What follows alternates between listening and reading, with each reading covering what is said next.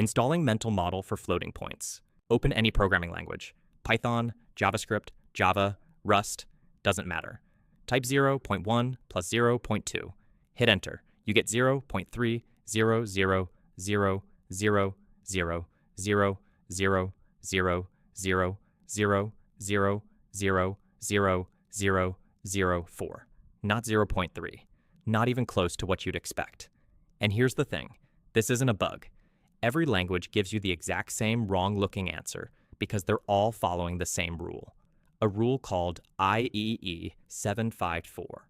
And a version of this rule once caused a missile defense system to miss its target. 28 soldiers died because the number 0.1 couldn't be stored correctly. So why can't computers handle 0.1? Let's find out. Before we look at any bits, here's something you already know. 1/3 in decimal, 0.3333. It repeats forever. No matter how many threes you write, you never reach exactly 1/3. You always get an approximation. Binary has the exact same problem, but not with 1/3, with 1/10. See, in base 2, you can only represent fractions built from powers of 2. 1/2, 1/4, 1/8, 1/16. These are all exact. But 1/10, its denominator has a factor of 5, and binary has no way to express 5. So 0.1 in binary becomes 0.0001100110011, and that pattern repeats forever. Just like 1/3 in decimal, the computer has to stop somewhere.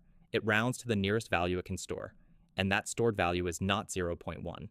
It's 0.10000000000000000055. Close, but not exact. 0.1 is binary's 1/3, and that tiny gap is where all the trouble starts. So how does the computer actually store these numbers? The format is called IEEE 754 double precision. 64 bits split into 3 parts. 1 bit for the sign, positive or negative. 11 bits for the exponent.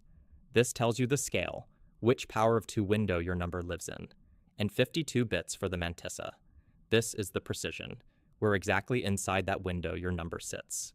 Think of it like scientific notation, but in binary. 1 point something times 2 to some power. Here's the key insight. The exponent picks a window, between 1 and 2, between 2 and 4, between 4 and 8. Each window is twice as wide as the last. But the mantissa always has the same 52 bits of precision to divide that window into slots. So between 1 and 2, you get 4.5 quadrillion evenly spaced values. Incredibly precise. But between 1 million and 2 million, same 4.5 quadrillion values, spread across 1 million times more space. Each slot is now 128 apart. This is why precision degrades with magnitude. The ruler has the same number of tick marks, but the larger the number, the further apart they are. Now let's see exactly what happens when you add 0.1 plus 0.2. The stored value for 0.1 isn't 0.1, it's this 80-digit number, slightly above.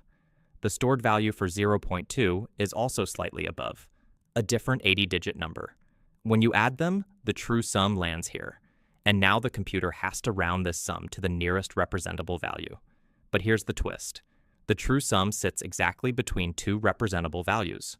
It's equidistant from 0.3 and 0.30004. So the computer uses a tiebreaker rule. IEEE 754 says, when a result lands exactly between 2 values, pick the one whose last significant bit is even. That's called round to even. And in this case, the even one is 0.30004. That's your answer. Not a bug, not an approximation error.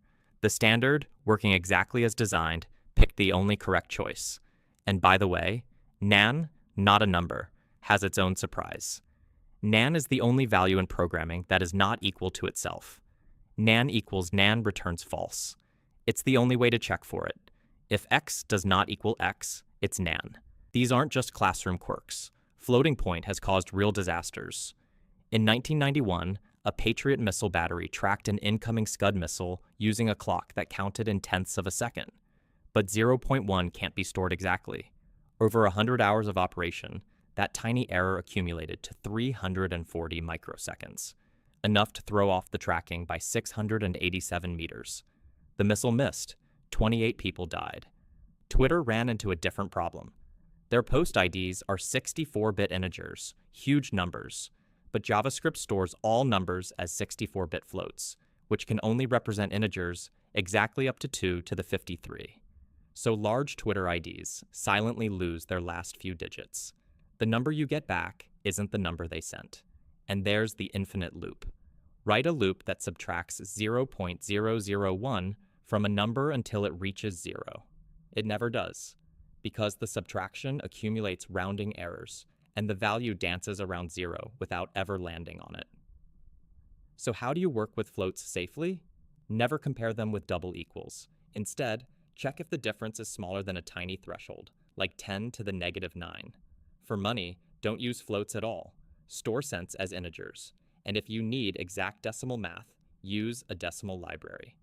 Floating point isn't broken. It's a brilliantly engineered trade-off between range, precision, and speed. But it only works if you know the rules. Cognitive architecture updated.